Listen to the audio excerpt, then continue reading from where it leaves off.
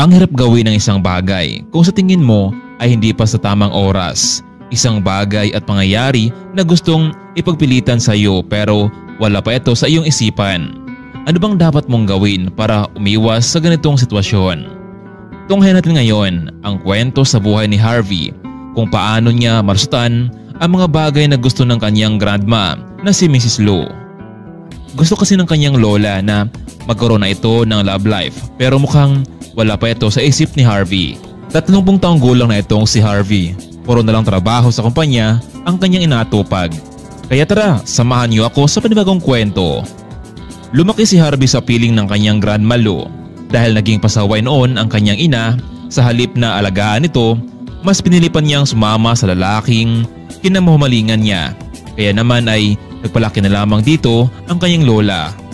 Kaya naman si Grandma Lu na ang naging ama at ina sa kanyang apo. Noong una, hindi tanggap ni Lu ang bata dahil bunga ito sa kakatihan ng kanyang nag-iisang anak na babae. Pero dahil sa napamahal na ito sa kanya ang bata, kaya naman ay inalagaan niya ito hanggang sa nakapagtapos ng pag-aaral. Mahal na mahal ni Grandma Lu ang kanyang apo. Kaya naman noong nasa sapat na gulang na ito ay sinanay siya sa kumpanya. Wala naman kasing ibang tagapagmana kundi si Harvey lamang. Samantalang mula noong umalis ang kanyang anak ay hindi na ito naparamdam sa kanya. Hindi alam ni Grandma Lu kung buhay pa ba ito hanggang ngayon. Mr. Harvey, pinapatawag kayo ng lola niyo sa office niya.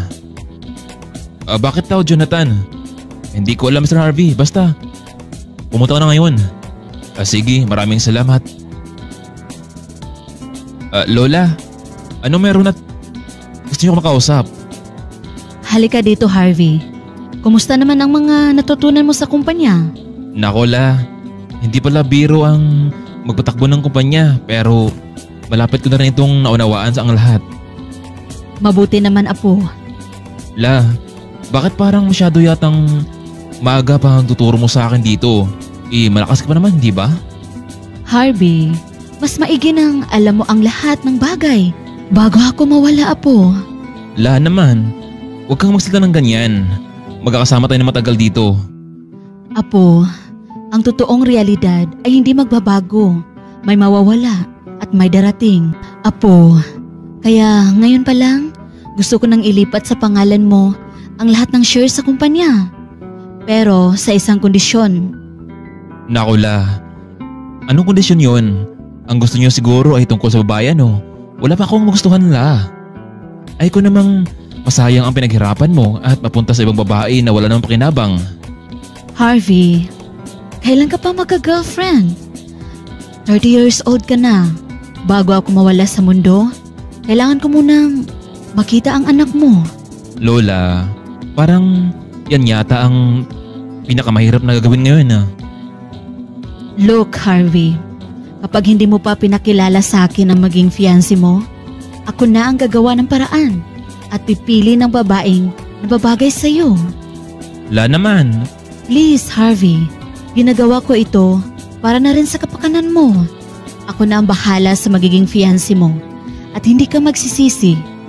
Habang naka-duty noon si Harvey sa kumpanya ay lumabas ng office itong si Grandma Lu para siya na ang kumilatis ng babaeng magiging fiancé ng kanyang apo. Kaya naman nagtungo muna ito sa mall para bumili ng isang wheelchair na gamitin sa pagpapanggap bilang isang lumpo. Nagpasama ito sa kanyang driver para bumili ng wheelchair at pagkatapos mamili ay dumaan sila sa isang bargain display para bumili ng damit na kanyang isusuot. Naku madam, huwag niyong sabihin na sasakay kayo ng wheelchair na yan at isuot niyo ang damit na yan. Bakit? Ano bang meron? Baka kung mapano ka. Kaya Javier, kapag nasa bangkita na ako at nagmumukhang gusgusin, mag-alerto ka. Bibigyan kita ng senyales kung siya ng babaeng mapili ko. Ganun ba madam? Bakit naman kasi kayo pa ang maghanap ng ganito Pwede namang si Harvey na, di ba mismo? Wala pa akong tiwala sa kanya, Javier. Pagdating sa babae baka mapunta lang sa wala ang lahat ng pinaghirapan ko. Kaya ako nang pipili. Gusto niya man o hindi. Samantalang sa kabilang dako naman, napilitang lumawas ng syudad itong si Roxanne. Hindi niya kasi kaya ang pang-aping ginawa sa kanya ng kanyang madrasta. Kahit anong klaseng pagsumbong ang kanyang ginagawa, ngunit hindi pa rin naniwala ang ama. Gusto lang daw kasi nitong sirain ang kanilang pagsasama. Alam mo Roxanne, mula nung pumanaw ang iyong ina, ako nang taguyod sa'yo. Ginawa kong lahat para makapagtapos ka ng pag-aaral. Tapos ito ang gaganti mo sa akin? Ang hindi mo sunod sa akin?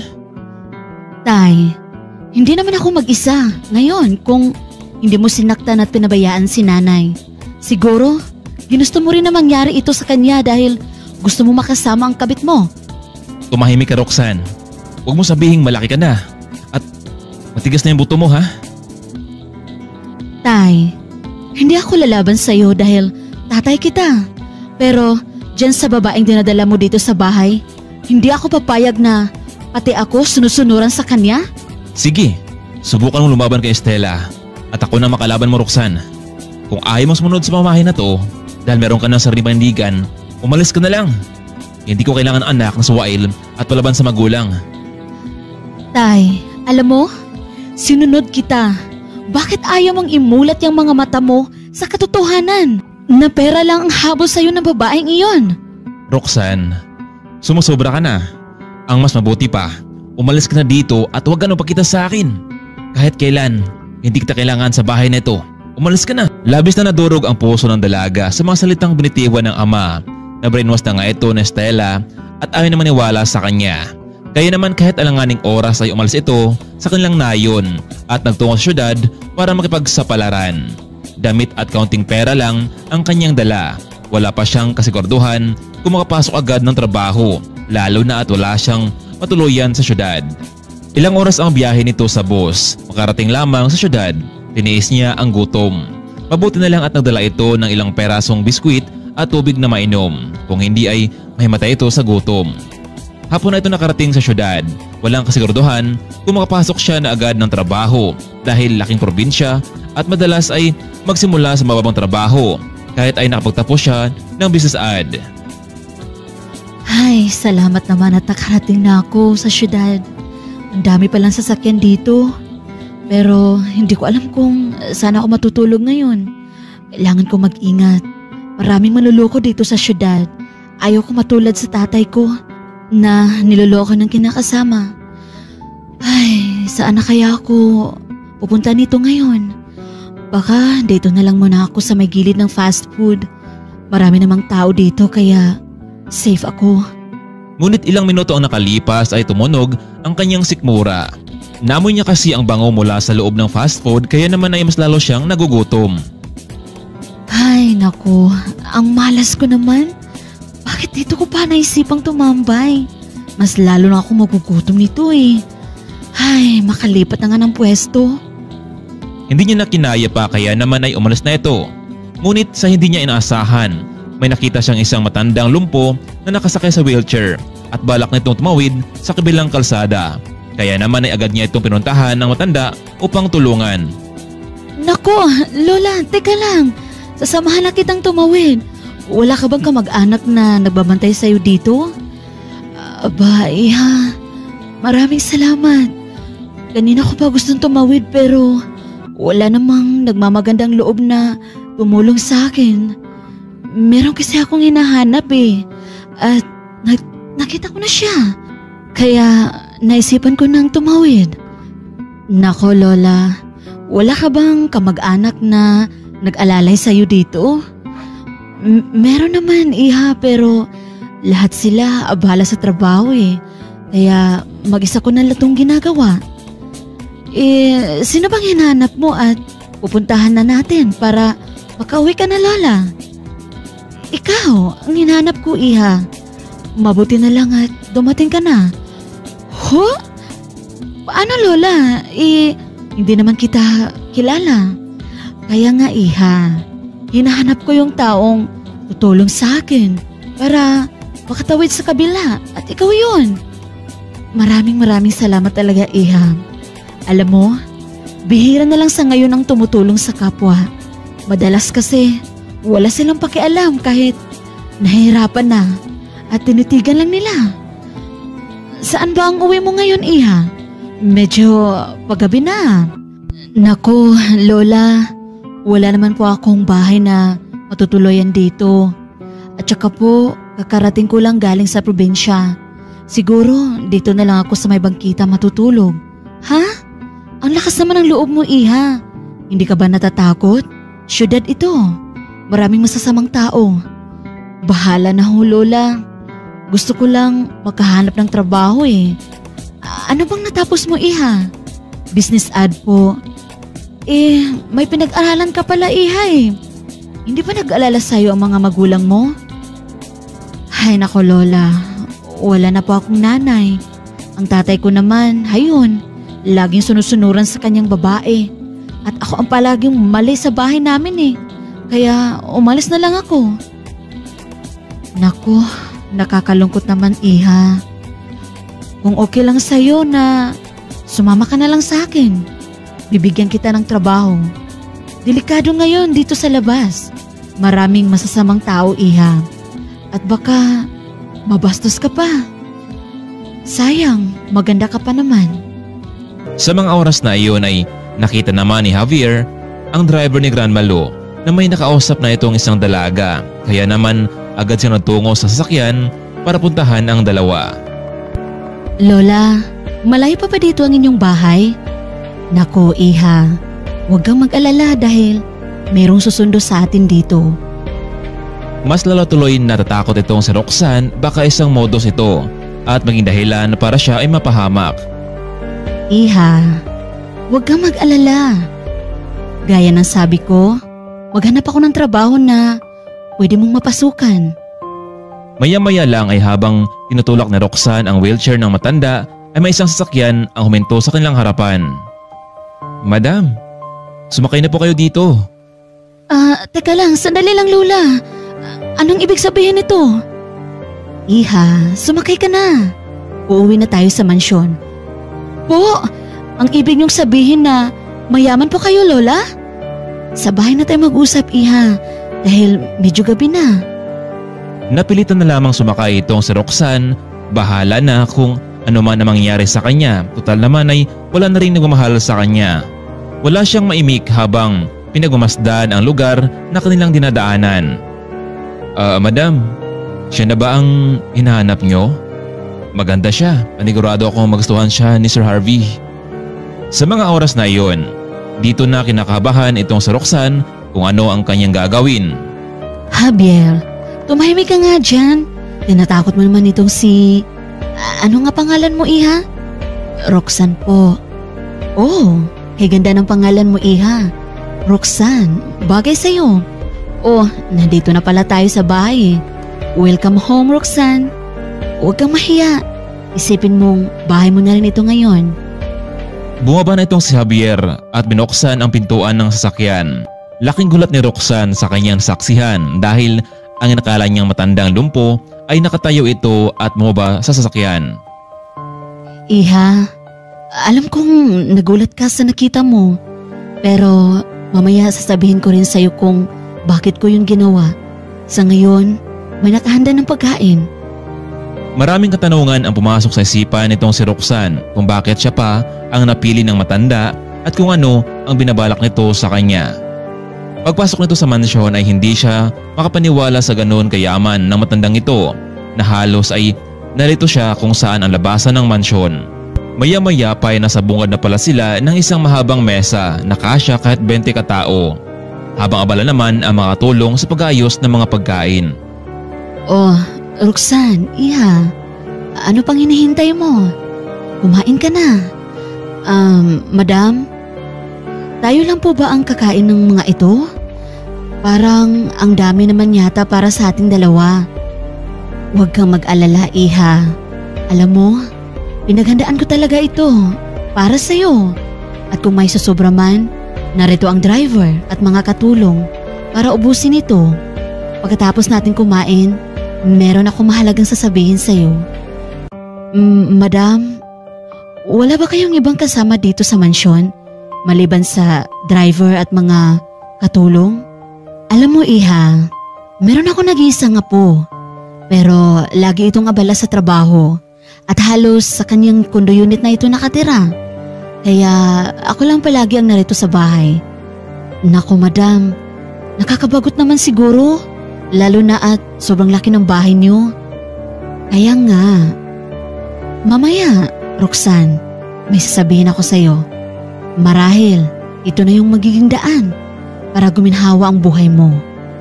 Matapos nilang kumain, hinatid naman ni Grandma Lo ang dalaga sa kanyang magiging kwarto. Iha, ito nga pala ang magiging kwarto mo. May CR na sa loob, kaya hindi ka nalalabas-pasok sa kwarto. Maliban na lang sa oras ng pagkain.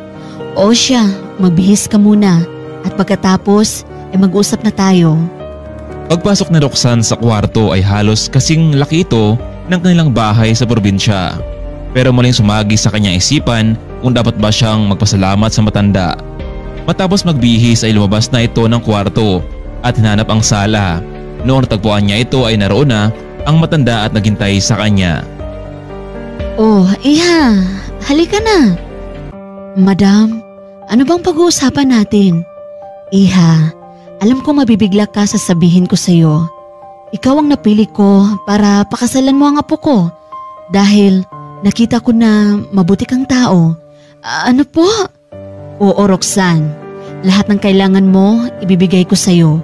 Kung gusto mong magtrabaho, makapagtrabaho ka. Pakasalan mo lang ang apo ko. Madam, paano yun? Hindi ko pa naman nakikita ang apo ninyo. Paano ko siya makikilala? Ako na ang bahala sa mga papeles. Ang mahalaga ay magkasal kayo ng legal. For the meantime, di mo pa siya makikita dahil abala siya sa trabaho. Pero sa oras na darating na siya dito, nakakasiguro akong magugustuhan mo rin siya. Madam, bakit ako pa? Marami naman diyang iba. Roxanne, ikaw yung tinuturo ng isip ko dahil nakakasigurado akong mapagkatiwalaan ka sa lahat ng bagay. Maasahan ba kita, Roxanne? Bukas, pumunta ka sa kumpanya, nakahanda na ang office para sa'yo. Huwag kang mag-alala dahil may sweldo ka. Maliban sa makukuha mong pera bilang asawa ng apo ko, siya Roxanne, pwede ka nang matulog. At bukas, ihatid sundo ka ni Javier sa trabaho. At saka, naka-order na pala ako ng uniform na isusuot mo bukas. Tumayo na itong si Roxanne at nagtungo sa kanyang kwarto. Naku, paano ito? Ikakasal ako sa isang taong hindi ko pa kilala. Paano kung isa siyang taong manluloko, katulad ng tatay ko na pinabayaan si nanay? Kung magkaroon man ako ng pamilya balang araw, yung gusto ko.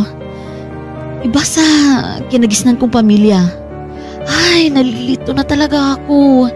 Dapat ko bang ikasaya na may taong magpapakasal sa akin? Kahit na hindi ko siya nakikita sa personal? Kung uwi na lang kaya ako sa probinsya. Pero pinalayas na lang ako ni tatay. Ay, naku, bahala na nga. Sobrang nalito itong si Roxanne sa kanyang napasukan. Gusto lamang naman niya magtungo sa syudad para magtrabaho, yun nga lang ay iba ang kanyang napuntahan. Kaya naman dahan-dahang tinanggap ni Roxanne ang katotohanan na ganito na ang kanyang magiging buhay. Magiging isang asawa sa lalaking kahit kailan ay hindi pa niya nakikilala. Kinabukasan maaga nagising ang dalaga. Nangako kasi ang matanda sa kanya na tutulungan itong makahanap ng trabaho. Magandang umaga, Iha. Handang-handa ka na bang pumasok sa unang araw ng trabaho mo? Naku, madam. Mukhang kinakabahan ako eh. Hindi kaya mabibigla ang mga empleyado mo kung bakit bigla akong sumingit sa eksena sa inyong kumpanya? Roxanne, wala silang magagawa kung may bagong empleyado akong pinapasok.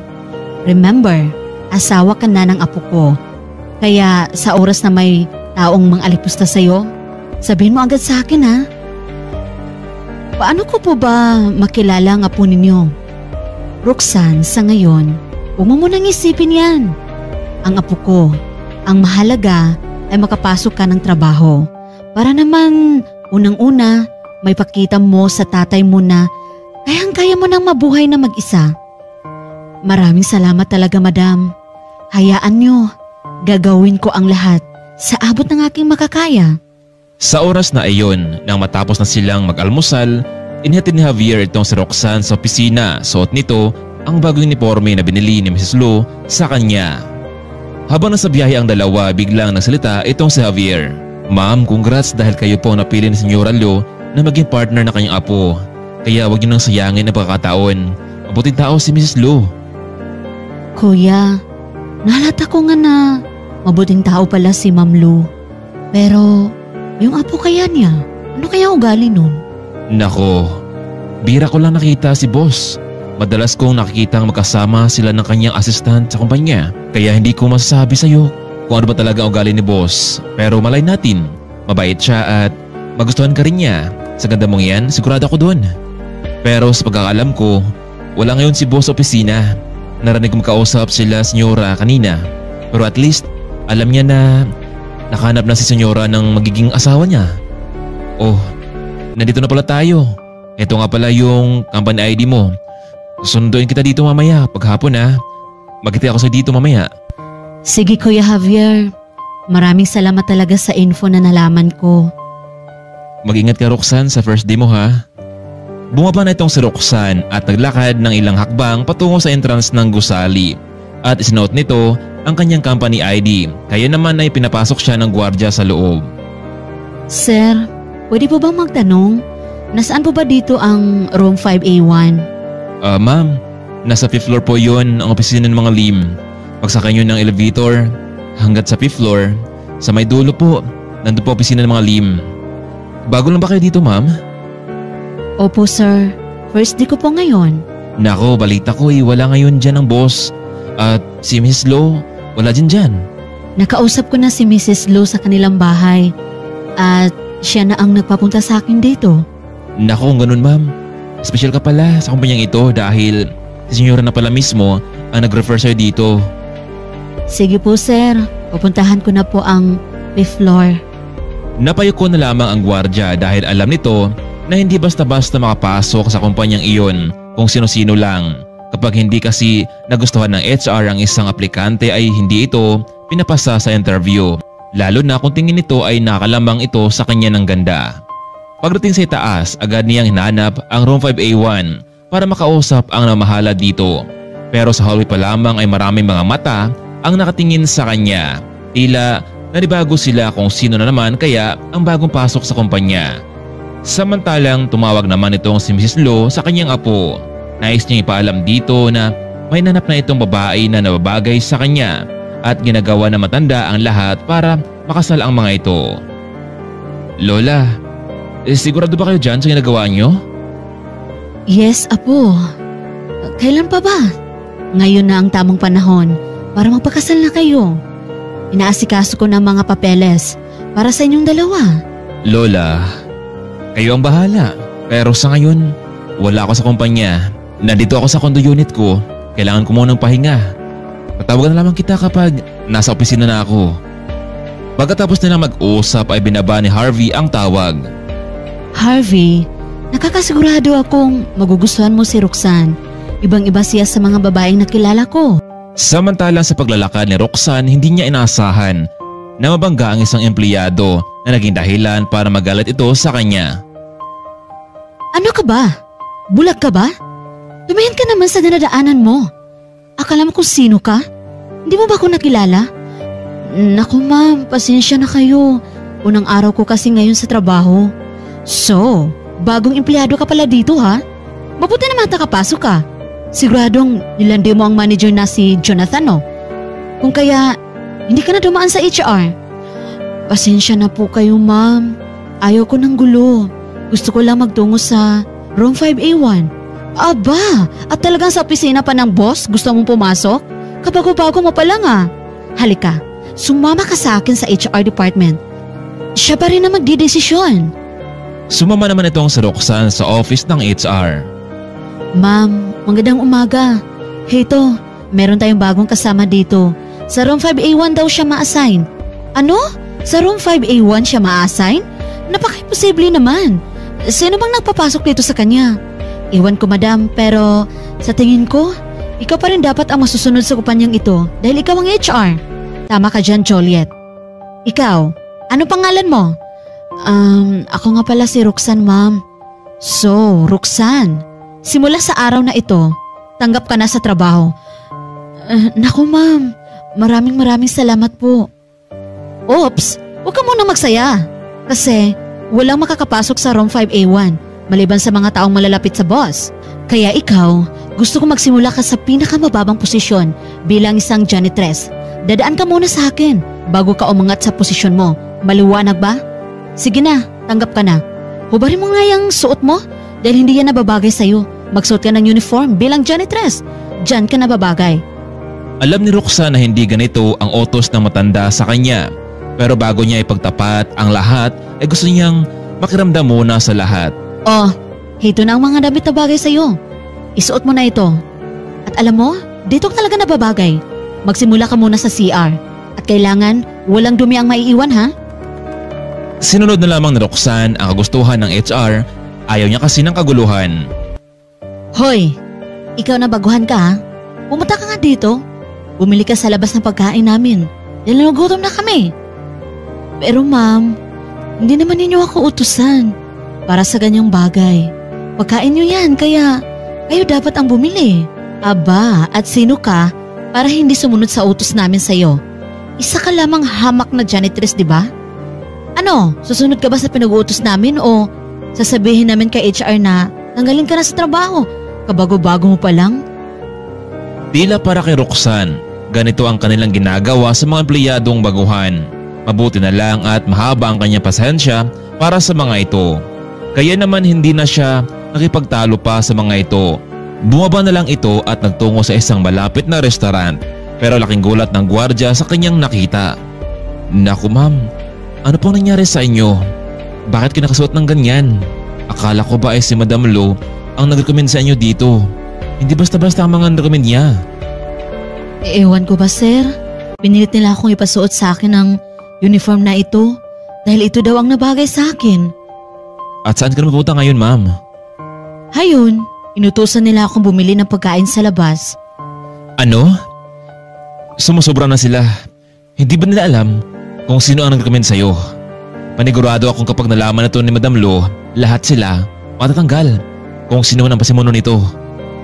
Nako sir, huwag mo na lang sabihin kay Madam Lu ang ginagawa nila sa akin. Nakakaawa naman kapag sila pa ang natatanggal. Ikaw ang mas nakaawa ma'am dahil baguhan ka pa dito at ginaganito ka nila sa lahat ng mga empleyado dito. Kayo pa lang ang ginagawa ng ganito. Hindi ko alam ma'am kung mapipigilan ko dahil sobra na sila eh. Sige sir, lalabas na lang muna ako para bumili ng makakain nila. Pinagbuksan naman ng gwardiya ang exit ng pinto. Labis tong nag-alala sa naging sitwasyon ng dalaga. Sa mga oras na ayon habang nalalakad itong si Roxanne patungo sa restaurant, hindi niya alam na naroon pala itong si Javier sa lugar kung saan niya binaba ang dalaga kanina. At laking gulat nito sa naging kasuotan niya. Pero ganun pa man ay hindi na lamang ito bumaba ng sasakyan. Matapos makabili ng pagkain itong si Roxanne ay muli na itong umakyat sa 5th floor. Tiniis niyang pagod makabili lang ng pagkain na pwede naman sana ipa-deliver sa kanilang opisina. Marahil nga ay hindi siya gusto ng ilan sa mga empleyado sa kumpanya. Ma'am Juliet, narito na po ang pagkain na pinabili ninyo. Mabuti naman Roxanne at nakabili ka ng pagkain. Ay, nakalimutan ko pala na pwede pala mag-deliver dito sa office. Since na nandito ka na, so ikaw na lang pupunta sa restaurant para bumili ng pagkain namin. Meron palang free delivery? Bakit nyo gusto pang ako mismo ang bumili sa labas? Bakit Roxanne? Papalag ka na ba? Natural. Utusan ka dito, di ba? At kung ano man ang iutos namin sa'yo, ay dapat mong sundin. Kung hindi mo kaya, naku, nakabukas ang pinto at pwede ka nang makalis. Sige na, bumalik ka na sa trabaho mo at siguraduhin mong pati ang banyo ay malilinis. Buong maghapong naglinis ng gusali itong si Roxanne. Samantalang ang iba lang, lalo na si Juliet, ay palaging kausap itong si HR. Hindi niya alam kung ano naman ang plano nito para sa kanya. Sa hapon ding iyon, palabas na ng opisina itong si Roxanne at sumakay ng elevator pababa ng gusali, ngunit nakasabay niya ang mga mapagmataas na mga empleyado, ang HR at si Juliet. Ikaw, pwede ba? Huwag ka sumabay sa amin. Nakikita mo naman kung sino ang kasabayan mo, hindi ba? Mamaya ka na. Hindi namin masikmura yung trabaho mo. Nagpaiwan na lamang itong si Roxanne sa itaas. Pababa na lang ito kung muli nang bumalik ang elevator. Ma'am Jovel, saan ang lakad natin ngayon? Medyo na-stress ako sa bago nating empleyado. Biruin nyo, nakapustura pa kanina. Pero pinagbihis nyo lang at pinaglinis ng gusali. Hay nako Juliet, una ko pa lang siyang nakita. Hindi ko siya gusto sa kumpanyang ito. Mukhang solotera ng posisyon ang babaeng iyon. Kaya habang maaga pa lang, pahirapan na natin para kusang umalis sa kumpanya. Naku Ma'am Jovel, believe naman ako sa diskarte mo ha. O sa bagay, hindi ko siya talaga gusto. Kaya nga mami, saan ang lakad natin ngayon? Well, pupunta tayo sa Paddy's Point. Magsaya tayo dahil hindi lang HR ang hahawakan ko, pati ang pagiging manager sa kumpanyang ito habang wala pa si Jonathan na assistant ni boss. Talaga Ma'am Jovel? Kung ganun, masaya ko para sa'yo. The more responsibility, the more salary. Tama ka Juliet, pero hindi ko naman kailangang seryosohin ang mga iyan eh. Matagal na ako sa kumpanyang ito at alam ko na ang mga galawan dito. Diyan talaga ako believe sa'yo Ma'am Jovel. Oh, nandito na pala tayo sa first floor. Hintayin na lang natin ang grab ng sasakyan natin. Wow, ma'am! Ilang buwan lang, pwede ka na makabili ng brand new sasakyan. At anytime, pwede na tayong magpa-Paddy's Point. Tama ka dyan, Juliet. Malapit na yan. Samantalang sumakay naman itong si Roxanne sa elevator na mag-isa patungong first floor. Pagbukas ng pinto ay nakita niya ang dalawang asungot na naghintay ng masasakyan. Ma'am, ayan ang empleyadong pinag-iinitan natin. Marahil maglalakad lang yan. Hayaan mo siya Juliet. Wala akong pakialam sa kanya.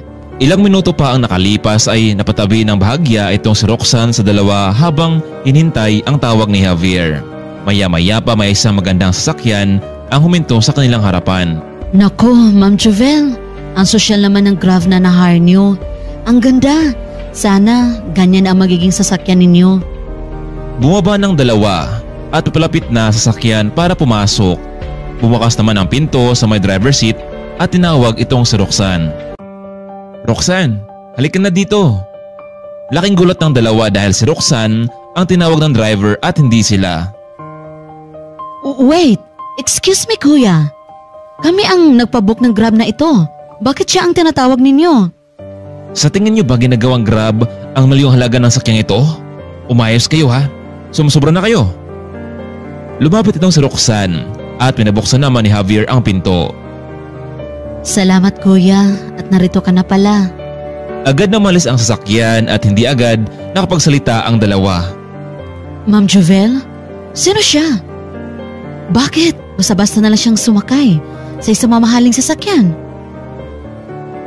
Ewan ko Juliet, kailangan natin malaman kung sino ang babaeng iyon.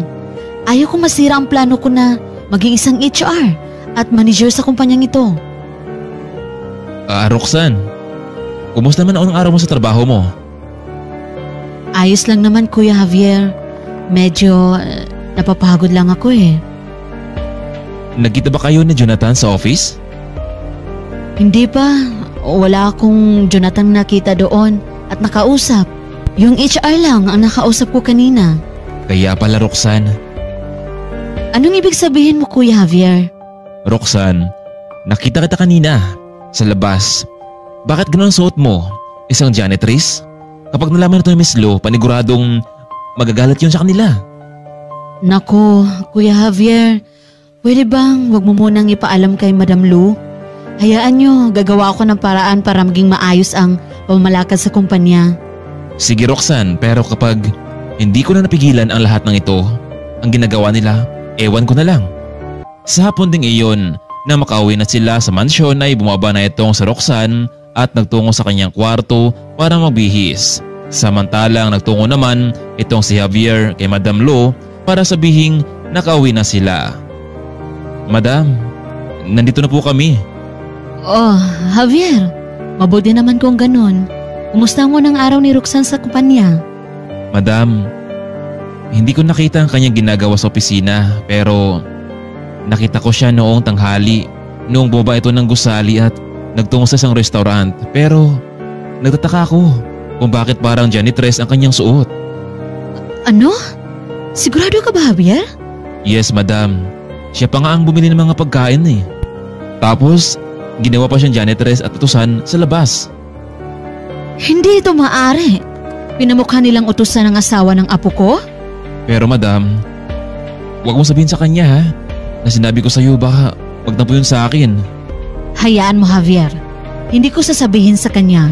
Gusto ko, ako mismo ang makahuli sa ginagawa nila sa kanya. Yaya, pakitawag si Roxanne. Sabihin mong kakain na kami. Sige po, Senyora. Ma'am Roxanne, pinapatawag na po kayo ni Senyora Lu at kakain na daw kayo. Sige po, Yaya. Susunod na ako. Ilang minuto ang nakalipas ay naroon na nga si Roxanne sa pagkainan. Iha, kumusta ang unang araw mo sa work? Ayos lang naman po, ma'am. Roxanne, pwede ba? Mula ngayon, tawagin mo na akong Lola. Sorry po, Lola. Anyway, sa mga susunod na mga araw, baka pupunta ako sa opisina. Nagkita pa kayo ni Jonathan, ang assistant ng apo ko? Hindi po kami nagkita, Lola. Yung HR lang po ang nakita ko. Trinato ka ba nila ng maayos, Iha? Dahil kung hindi, tatanggalin ko sila sa kumpanya. Ayos lang po, Lola. Ang mahalaga ay may trabaho na po ako. At salamat sa inyong kabutihan.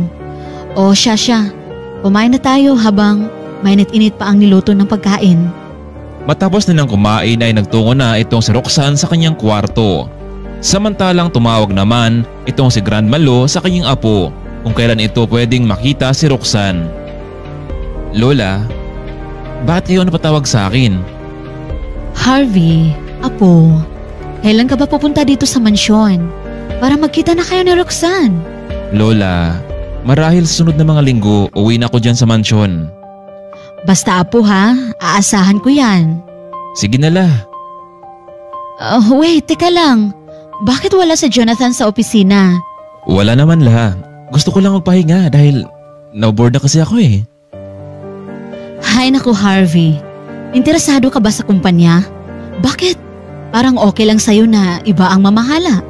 Huwag mong kalimutan na ginagawa ko ang lahat para sa kumpanya. Gusto kong magkita na kayo ni Roxanne dito sa bahay. Sa mas madaling panahon, Harvey. La, relax ka lang. Hindi naman sa binawala akong kumpanya eh. Basta, Harvey. Huwag mo akong biguin, ha? Sige na la. Ibaba ko na ang tawag. Medyo nainis na itong si Grandma Lo sa kanyang apo dahil mukhang hindi seryoso sa kumpanya. Lalo na sa babaeng pinakasalan kahit hindi pa niya nakita. Pera lang at kapangyarihan ang pinakilos ni Grandma Lo sa kanilang kasal. Samantalang matapos ng hapunan ay nagtungo na sa kanyang kwarto itong si Roxanne. Napagod ito sa ginawang pagtrabaho kanina sa opisina. Nilinis ang floor, kaya naman ay nawalan siya ng lakas. Ilang minuto lamang ang nakalipas ay tuloy na nga nakatulog itong si Roxanne dahil sa pagod. Ma'am Roxanne, gumising na kayo. Pinatawag na kayo ni Senyora. Sige, Yaya, susunod na ako sa kusina. Ay, ang sakit ng katawan ko. Mukhang nabigla ako sa trabaho pero kaya ko to. Iha, kahapon ba nakapasok ka sa Ron 5A1? Hindi po, Lola. Kasi wala naman si Jonathan. Mamaya pagpasok mo, dumiretso ka na agad sa Ron 5A1 ha. Ito ang duplicate na susi. Pumasok ka na sa loob. Kung merong harang sa'yo, tawagan mo lang ako, okay? Siya nga pala, Iha. Hindi ka muna maihatid ni Javier dahil masama ang kanyang pakiramdam. Sumakay ka na lang muna ng taxi. Ganun ba, Lola? Ayos lang po. Roxanne, siya nga pala. Kapag nakita na kayo ng apo ko, kailangan natin mag-celebrate. Magbanding tayo. Sige po, Lola. Matapos ng preparasyon ni Roxanne ay sinamahan ito ng katulong para maghintay ng taxi sa may labasan. At ilang minuto lang ang nakalipas ay nakasakay na rin ito. Pagbaba niya sa may tapat ng gusali ay aktong naroon din si Jovel at Juliet. Aba, narito na ang sosyal na empleyado mo, Ma'am Jovel. Biruin mo, isang big time na sasakyan, tapos ngayon nakasakay na lang sa taxi? Anong nangyari? Siguro, nakipagrelasyon ka sa isang matanda, no? Dahil mayaman ito, para lang makasakay ka sa mamahaling sasakyan? Mabuti naman at kinaya mo, Roxanne. Isa kang gold digger. Juliet, huwag mo nang patulan ng janitress. Ikaw lang mapapasama dyan. Tara na, mauna na tayo dahil mag-ayos pa ako ng makeup ko. Binuksan naman ng gwardya ang pinto para pumasok ang tatlo habang nasa huli itong si Roxanne. Laking pagtataka at galit itong si Jovel dahil noong nakalampas na ito sa gwardya ay saka palang bumati ang lalaki sa babaeng nakasunod nila. Aba, kuya, bakit siya lang binati mo? Hindi mo ba nakikita na tatlo kami? At si HR Jovel pa ang nasa unahan. Naku Ma'am Juliet, kayong lahat naman po ang binabati ko. Nagkataon lang kasi na mabilis naglakad itong si Ma'am Jovel. Kuya Guard ha? Nakalimutan mo bang isang tawag lang ng HR sa agency? Matatanggal ka na. Naku Ma'am Juliet, pasensya na po kayo. Hindi na po maulit ito. At talagang hindi na talaga mauulit kuya dahil huling araw mo na to sa trabaho. Ma'am, wag naman ganun. May pamilya po ako. Kailangan po ng trabahong ito. Bukas ha, huwag ka nang pumasok. Tatawag ako ng agency nyo. Kailangan namin ng bagong kapalit mo, okay? Umalis na agad ang dalawa habang naiwan naman sa kanyang tapat itong si Roxanne. Kuya, huwag kayong mag-alala dahil ako mismo ang tatawag kay Grandma Lou para hindi ka matatanggal sa trabaho mo. Paano ma'am? Ang HR ang mataas dito habang wala pa ang boss at ang assistant niya. Kaya niyang baliktarin ang kwento. Kaya malamang bukas ay wala na akong trabaho dito. Kuya, nakatira ako sa mansyon ni Mrs. Lim at mas paniwalaan niya ako. Nakita mo ba itong susi na hawak ko? Alam mo ba kung saan ito? Ito ang susi ng room 5A1. Kaya huwag ka mag-alala dahil ginawa mo lang naman ang trabaho mo. Sige na, aakyat na ako sa itaas. Pero ma'am, paano kita pagkakatiwalaan kung mababa lang ang posisyon mo dito sa kumpanya? Lagi kang inutusan sa labas. Kuya, pangako ko sa'yo, hindi ka matatanggal sa trabaho mo. Baka nga sila pa ang matatanggal dahil sa pinagagawa nila sa kumpanya. Mabuti na lang at nariyan si Roxanne. Siya ang gagawa ng paraan upang siya ay hindi ma-terminate sa trabaho.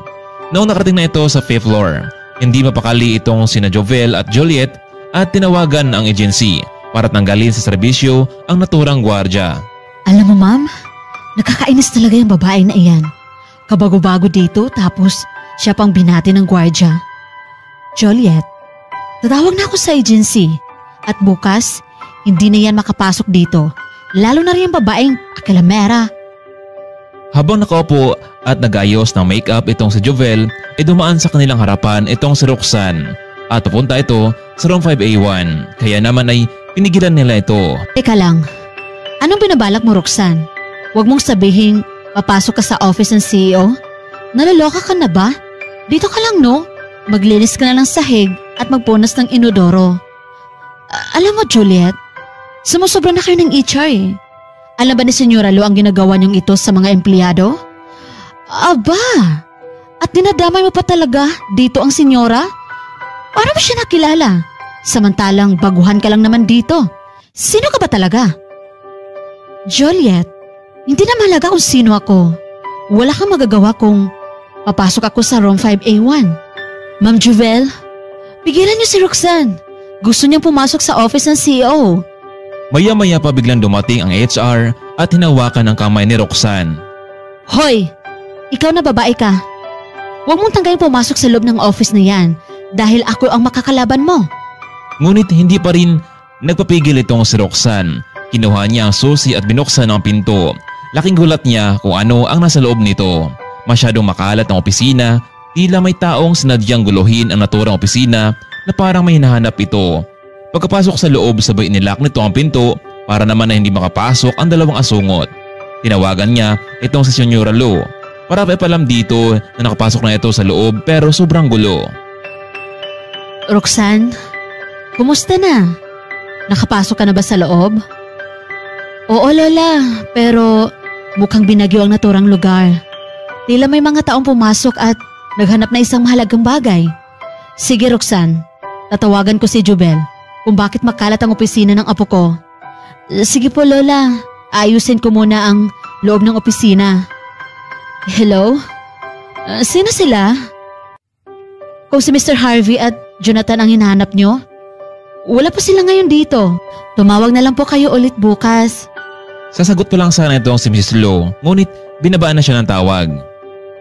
Ma'am Jovel, Sino yung tumawag? Hay nako, ewan ko ba? Bigla na lang tumawag eh. At hindi mo lang nagpapakilala. Kaya yun, binabaan ko na. Naku, paano yan ma'am? Sigurado akong nagtatangka na si Roxanne kung bakit magulo ang loob ng opisina. Huwag kang mag-alala, Juliet. Nakaplano na ang lahat. Ang babaeng iyon ang pagbibintangan natin. Meron na itong hinahanap sa loob. At kapag nahuli siya ng CEO, panigurado akong matatanggal siya sa kumpanya. Eh ma'am, nahanap niyo na ba yung mga papeles? Hindi ko nakakita, Juliet eh. Kailangan ko nang makuha iyon. Matagal ako sa kumpanyang ito at ako ang may karapatan na magmana nito. Naku ma'am, mukhang malabo po iyon ah. Hindi ka naman kadugo nila. Maski na. Kung mawala na yan Senyora Lo at Harvey, walang ibang tagasunod sa kanilang ari-arian. Kaya bilang isang HR at soon to be manager sa kumpanyang ito, mapilitan ng mga shareholders na ipasa sa akin ang responsibilidad. Ma'am, paano si Jonathan? Hay nako, huwag ka na mag-alala Juliet. Sa lahat ng ito, plano namin ito ni Jonathan. Kaya nga wala siya ngayon dito, di ba? Pero hindi ko alam kung saan inilagay ni Harvey ang mga papilis ng kumpanya. Ano bang binabalak mo sa maglola, Ma'am Jovel? Kailangan sabay mawala ang dalawa. Yung walang nakakaalam kung anong nangyari sa kanila. Pero ang totoo, mawawala sila sa aking mga kamay. Naku, mukhang nakakatakot naman yung pinaplano niyo, Ma'am. Juliet, kung ayaw mong maniwala dahil natatakot ka, itiko mo na lang yung mga bibig mo. Samantalang habang nag-uusap naman ang dalawa sa kanilang pwesto ay natapos naman itong si Roxanne sa pagliligpit ng mga kalat. At sa mga oras na iyon ay napansin ni Roxanne ang isang envelope na tila nakasilyado pa ito kaya naman ay nilagay niya ito sa kanyang bag. Ma'am, hindi pa pala malabas sa opisina CEO, si Roxanne? Hindi pa nga eh. Ewan ko ba kung anong ginagawa ng babaeng yan sa kumpanya? Mukhang magiging kalaban pa ata natin siya. Kaya nga ma'am eh, ngayon pa lang tanggalin niyo na ang babaeng yan. Hayaan mo, mamaya kapag nakaalis na ang empleyado, ipapahiya ko siya na hindi na siya kailangan ng kumpanyang ito. Sa mga oras na iyon ay naghihintay ang dalawang babae.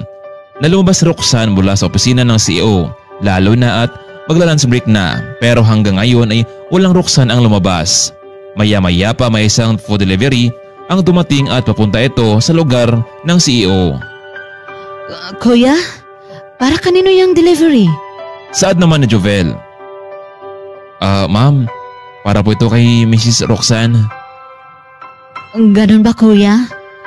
Kami na magbibigay niyan sa kanya. Total naman, papasok din kami sa opisina ng boss. Naku ma'am, sorry po pero ang bili niya kasi ay ako mismo daw ang abot sa kanya ng pagkain na to. Kuya, wala ka bang tiwala sa akin? Kasama niya ako sa trabaho. Yun nga ma'am pero yun din kasi ang sinabi niya sa akin na ako daw makatid sa kanya. Matapos niyang makipagtalo sa delivery man ay umalis na rin siya dahil nainis ito. Matapos ng ilang oras ay hindi napansin ni Roxanne na hapon na pala at kailangan niyang umalis. Sakto at natapos na rin ang kanyang ginagawa kaya naman paglabas niya ng pinto ay laking gulat niya dahil naghintay sa kanya ang dalawang babae. Ang kapal talaga ng pamumukha ng babae na to? Nagawa pang pumasok sa opisina ng CEO maghapon at walang ginagawa? Excuse me sa inyong dalawa ha? Sino ang nagsabi sa inyo na wala akong ginagawa? Gusto niyo pong makita kung ano ang nagawa ko sa loob? Inayos ko lang naman ang mga nakakalat na papeles. Siguro may hinahanap ang taong pumapasok dito. Kaya lang baka hindi niya nakita ang hinahanap niya.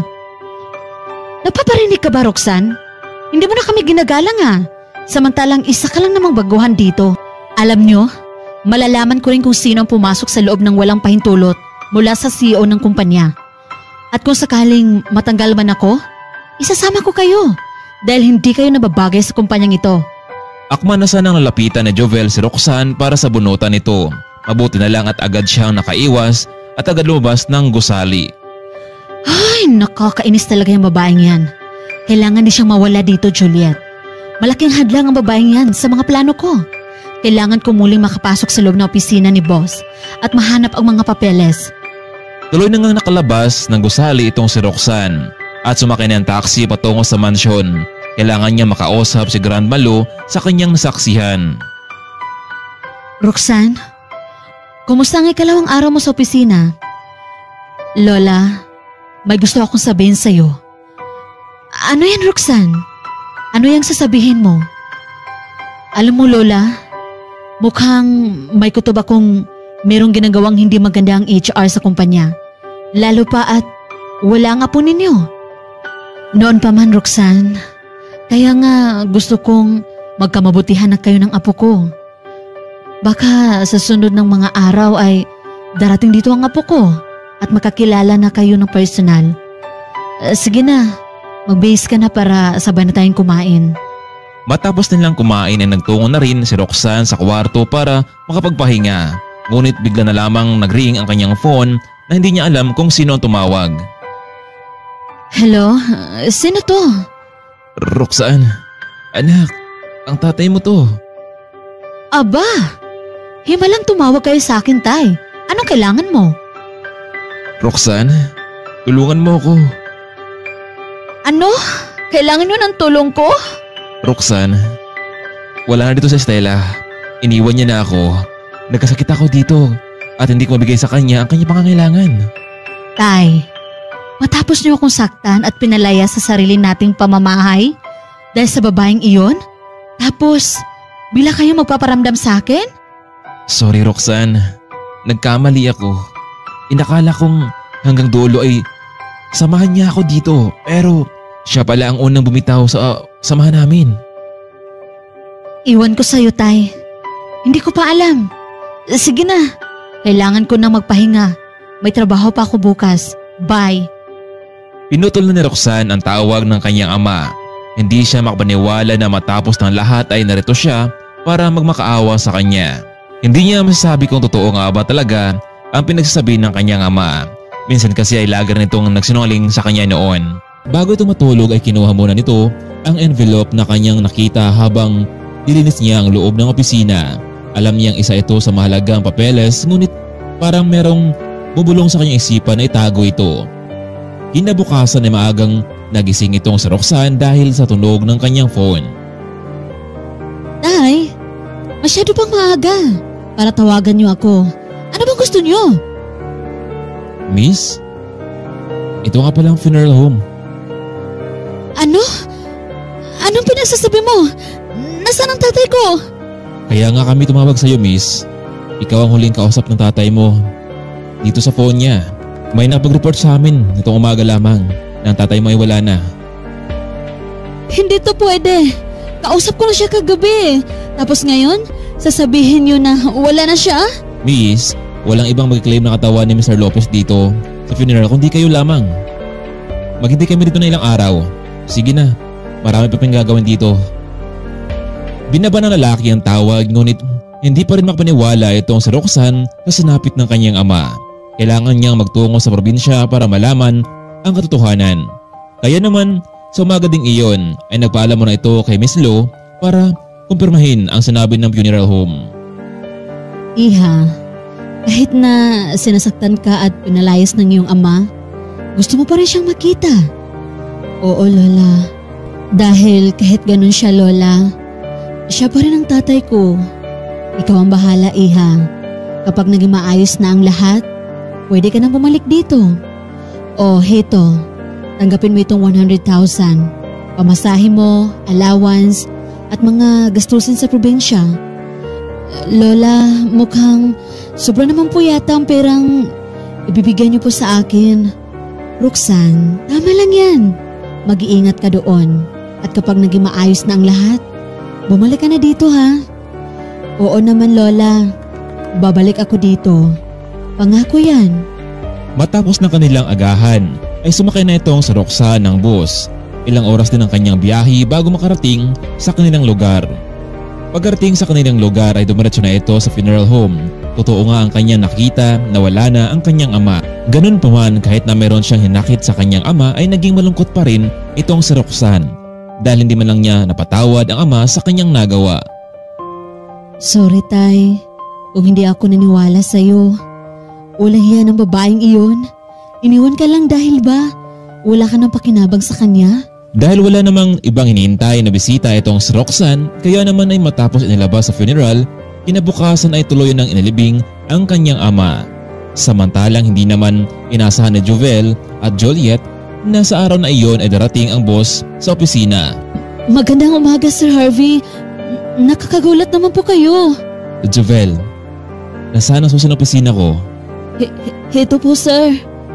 Kumusta naman ang kumpanya ko? Habang wala ko dito, balita ko meron tayong bagong empleyado ha. Gusto ko siyang makita. Naku, sir. Mukhang wala pa yata. Baka mamaya narito na yon.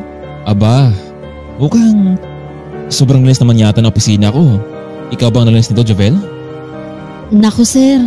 Kahit wala ka dito, inutusan ko pa rin si Juliet na linisan ito para pagdating mo, malinis pa rin. Siya pala, Jovel. Nasaan yung bagong empleyado natin? Gusto ko siya makita at makilala. Naku, sir. Baka malate po siya. Ano? Hindi bang sabi ko sa inyo, ayaw ko ng late na empleyado sa kumpanyang ito. Kapag dumating siya, papuntahin mo siya sa akin sa opisina ko. Opo, sir. Masusunod po. O sige na. Bumalik ka na sa pwesto mo. Nasa loob ng opisina itong si Harvey. Chinek niya ang computer kung mayroong mga bagong email na dumating. Pagkatapos ay tinawagan niya ang kanyang lulalo na narito na siya sa opisina. Samantalang napahiya naman itong si Jovel sa boss dahil gusto sana nitong makita ang bagong empleyado ngunit nahuli ito ng dating. Yan na nga ba sinasabi ko sa iyo, Ma'am Jovel eh. Ipapahama ka talaga ng babaeng iyon. Dapat, noon pa hindi mo na siya pinapasok. Juliet, ginagawa ko naman, di ba? Pero talagang nagmamatigas ang babaeng iyon. Para bang mayroong pinagmalaki sa kumpanyang ito? Nasaan na kaya siya? Baka naman hindi na siya pumapasok dahil alam niyang pinagkaisa natin siya. Juliet, tumahimik ka nga dyan. Baka marinig ka pa ni Harvey na pinapahirapan natin ang babaeng iyon. Sana lang hindi na siya pumasok para mag-hire tayo ng bagong empleyado. Sana nga, ma'am, hindi na siya pumasok ngayon. Aba, iho, bakit hindi ka dumiretso dito sa mansyon? Dumiretso na ako dito sa opisina. Baka marami kasing mga nakapending na reports at kailangan kong magawa yun pero mabuti na lang at konti lang pala. Harvey, kailan ka ba pupunta dito sa bahay? Baka mamaya. Pupunta ako dyan. Pero Harvey, wala siya ngayon dito. May nangyari kasi sa kanyang ama. Kaya umuwi mo na ito. Baka sa sunod na mga araw narito na siya. O sige basta pupunta pa na ako dyan mamaya. Apo, nariyan na ba si Jonathan? Wala pala pero baka sunod na mga araw ay narito na rin siya. Bakit Bakit niya siya nahanap? Wala lang, Harvey. Mukhang matagal na siyang nagbabakasyon na. Alam kong matagal mo nang katrabaho yan sina Jovel at Jonathan. Pero alam mo ba talaga kung ano ang kanilang totoong ugali? Bakit naman? Meron ba silang nagawang hindi maganda sa'yo? Malalaman mo rin ang lahat, Harvey. Basta, huwag ka kaagad maniwala sa kanila, ha? Sige na, hihintayin kita dito sa mansyon. Matapos ng kanilang pag-uusap ay pinagmasdan ni Harvey ang opisina. Maayos ang lahat pero mukhang napansin niyang wala sa tamang posisyon ang mga gamit niya bago ito nag-leave ng ilang araw. Pumasok sa kanyang alaala ang sold envelope kung saan nasa loob nito ang mga dokumento ng kumpanya na binigay ng kanyang lola. Pero wala na ito sa lugar ng kanyang pinaglagyan kaya naman ay agad niyang tinawag itong si Jovel. Jovel, papunta mga rito ang taong inutusan mo na maglinis ng opisina ko? Bakit, Sir Harvey? Basta, meron akong tatanong sa kanya. Sige, sir. Tatawagin ko si Juliet. Juliet, pinapatawag ka ni Mr. Harvey. Bakit daw, ma'am? Hindi ko alam pero kailangan maging matalino ka sa mga sasabihin mo, ha? Sir, bakit niyo pa ako pinapatawag? Ang sabi sa akin na Jovel, ikaw ang naglinis ng opisina ko. Opo, sir. Kahapon, naglilinis po ako. Juliet, napansin mo ba dito ang brown envelope? Dito ko lang nilagay sa mailalim ng aklat dito ha. Naku, Sir Harvey. Wala pa ako nakitang envelope. Akala ko ba ikaw ang naglinis ng opisina ko? Bakit hindi mo napansin ang envelope ngayon? Hanapin mo yun.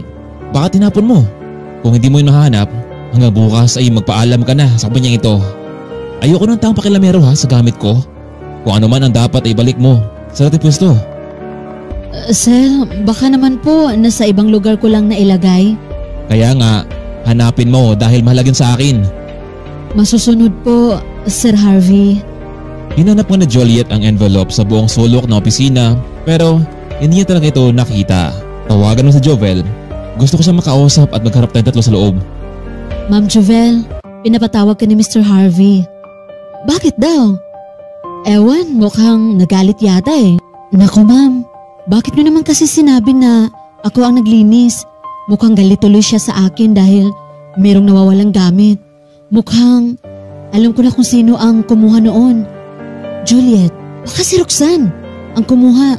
Siya lang naman ang naglinis ng opisina kahapon, di ba? Kaya nga mami, dapat sinabi yun na lang ang totoo na hindi ako naglinis, kundi yung bagong empleyado. E di sana ako nadamay dito. Hindi pa naman siya pumasok ngayon. Sige na Juliet, kausapin ko si Mr. Harvey tungkol dito. Sir, magandang araw po. Jovel, ilang taon ka na bang nagserbisyo sa kumpanyang ito? Medyo matagal na po sir. Bibigyan ko kayo ng ilang araw para mabalik sa akin yung envelope. Baka naman tinapon nyo at nagkamalang basura. Hindi sir, ang totoo po, yung bagong empleyado ang inutusan ko dito kahapon. Alam kong nagsisungaling ako sa inyo pero yun ang totoo sir. Ano? Nagsinungaling ka sa akin, Jovel? Paano mo ito nagawa sa akin ha? Ano kaya ang gagawin ni Jovel sa sitwasyon na ito dahil mukhang siyang naipit sa pangyayari? Babalik na kaya si Roxanne sa mansyon at doon na sila magkikita ni Harvey? Hello, Harvey. Ano nang balita? Meron akong masamang balita. Nawawala ang envelope na pinibigay mo sa akin. Yung mapapilis. Ano? Paano nangyari yon? Sino nga kumuha? Ewan ko la. Tinatanong ko naman ng HR kung sino ang kumuha nun pero hindi nila alam. Tapos binawi naman nila. Ang sabi nila yung bagong empleyado ang naglinis ng buong opisina ko. Harvey, ayusin mo to ha. Mahirap kapag nawawala ang papeles na yon. Anyway, mabuti naman at narito ka na. Pero wala ngayon dito si Roxanne eh. Apo, kaya simula ngayon, pumasok ka na sa opisina.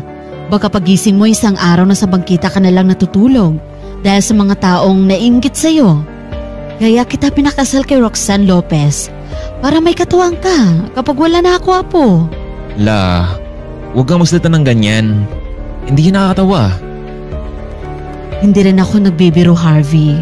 May mga taong gusto kang ibagsak at sila ang hahalili sa'yo. Sige na matutulog na ako sa kwarto pero baka marami nang alikabok doon eh.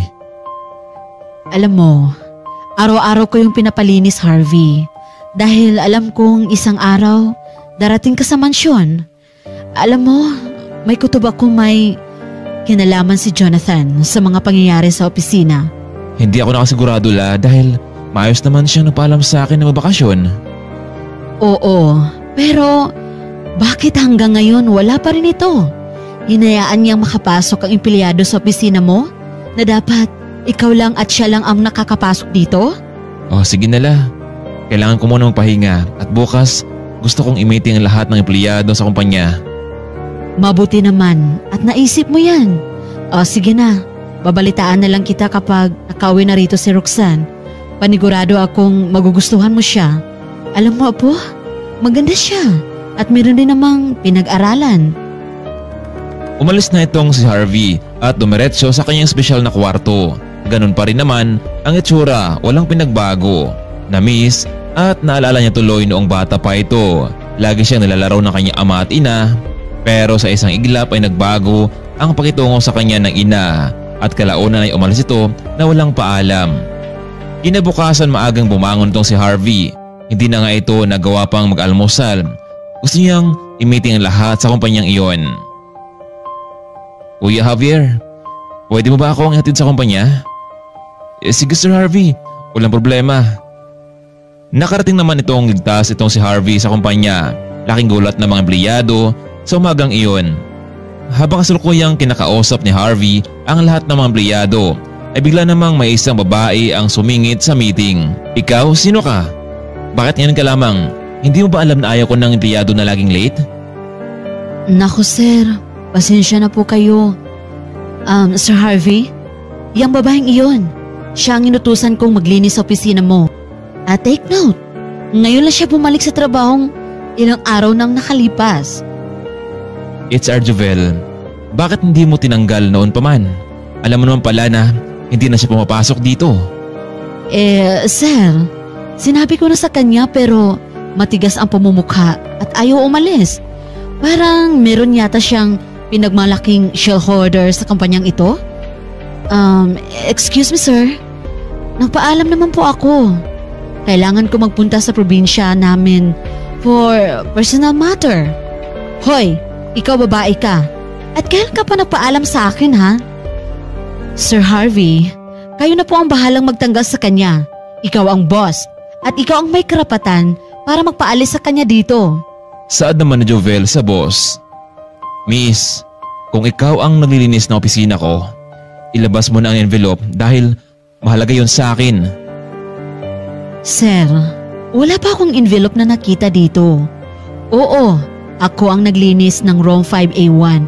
Pero hindi naman kasi janitress ang ina-applyan ko dito kundi isang staff. Pero ginawa ko pa rin yun dahil sa utos ng isang HR. Paano ka nakapasok sa room 5A1? Sino nabigay sa'yo ng pahintulot na pumasok doon sa loob? Huwag ka nang baliwanag pa, miss. Kapag bago pa lang dito, kung makasta ka kung sino ka, ang mabuti pa ay umalis ka na dito. You're fired. Hindi ko kailangan ng empleyado na pakilamero. Pero sir, hindi niyo po ako naintindihan. Huwag ka nang baliwanag, miss. Umalis ka na sa kumpanya ko at ayaw na kita makita pa. Mabuti nga sa'yo. Pakialamera ka kasi. Saad naman na Juliet. Ma'am, paano yan? Tanggal na ang tinik dito sa opisina. Oo, Juliet. Mabuti nga sa kanya yun eh. At magiging magaan ang pakiramdam ko. Hoy, ano pang hinihintay mo? Kunin mo na yung mga gamit mo at umalis ka na dito. Bumalik ka na lang sa lungga kung saan ka nang galing. Wala nang nagawa pa itong si Roxanne kundi umalis na lamang. Gusto sana niyang magpaliwanag sa mga ito pero hindi siya binigyan ng pagkakataon. Kaya naman sa mga oras na ayon ay umuwi na lamang ito sa mansyon ni Senyora Lo. Mula kasi sa probinsya ay dumiretso na itong si Roxanne patungo sa opisina. Hindi na ito nagpaalam kay Grandma Lo na dumiretso na lang. Kaya naman pagdating sa mansyon ay nakarap niya agad itong si Roxanne ang matanda. Mabuti naman Roxanne at nakauwi ka na. Sa wakas. Lola, kanina dumiretso na ako sa kumpanya. Pero hindi ko inaasahan na pinagtulungan nila ako doon. Anong ibig sabihin mo? Nagkita na kayo ni Harvey sa opisina? Opo Lola, at tinanggal niya ako dahil sa sip-sip na HR. Sinasabi ko na nga ba yung mga empleyado ang may kagagawa nitong lahat. Lola, ang totoo, gaya ng nasabi ko sa inyo, ginawa nila akong janitress at pinaglinis sa room 5A1 na sobrang magulo ang lugar. Lola, nakita ko yung brown envelope nakasama sa kalat. Kaya naman niligpit ko ito dahil may napudyok sa akin na kunin at itago ang envelope na iyon. Mabuti naman at ikaw ang una nakakita sa naturang brown envelope at dinala mo dito sa bahay. Paano na lang kung sila ang nakakuha noon? Malamang dandahang mawawala ang kumpanya sa aming puder dahil gagawa sila ng paraan. O sige na, magbihis ka muna. Baka mamaya narito na rin si Harvey. La, nandito na ako. Oh, iho. Mabuti naman at nakauwi ka na. Siya nga pala. Nais kong ipakilala sa iyo ang asawa mo. Ilang linggo na nakalipas at ngayon lang kayo magkatagpo. Roxanne, bumaba ka muna dito. Narito na ang apo ko. Sa pagkarinig ni Harvey ay mukhang alam niya na agad kung ito ba yung babaeng nakita niya sa kumpanya. Roxanne, please meet my grandson, Harvey Lim. Ikaw? Hindi ba ikaw yung babae kanina sa kumpanya? La, siyang babaeng pinakasal mo sa akin? Alam mo bang siyang pumasok sa room 5A1 dahil sa kanya na walang dokumento sa opisina? Harvey, Ako ang nagbigay ng pahintulot kay Roxanne na pumasok sa opisina mo. Lingid ito sa kaalaman ng iba. Oo, kinuha niya ang mga dokumento at dinala dito sa bahay at hawak ko na ito ngayon. Hindi mo ba alam na habang wala ka sa kumpanya, may mga taong naglabas-pasok sa opisina mo at hinahanap din ito? Alam mo bang sobrang kalat na opisina mo? Mabuti na lang at nakita ito ni Roxanne habang naglilinis ito. Alam mo ba, Apo, may nabalitaan akong balita. Itong si Jovel, Juliet at ang assistant mo ang may balak ng laban sa'yo. Kaya mabuti ang ginagawa ng asawa mo. Kaya bukas gusto kong sumama sa inyo sa kumpanya upang ako mismo ang magtanggal sa mga empleyadong umaabuso kay Roxanne. La, ang ibig sabihin ba nito, ang babaeng nasa harapan ko ngayon, siya ang babaeng maging asawa ko? Harvey, hindi maging asawa lang, kundi karamay mo sa lahat ng bagay. Sa unang pagkikita nilang dalawa, hindi sila makapaniwala. Marahil nga nadala lang ito si Harvey sa sulsol ng HR sa kanya. Kaya naman humingi ito ng pamanhin sa babae. Roxanne, sorry. Nagkamali ako. Nagpadala ako sa galit at naging one-sided lang. Kaya bukas, Harvey at Roxanne, samahan niyo ako sa kumpanya. Nais ko kayong ipakilala sa lahat. Ma'am Juliet, tingnan niyo.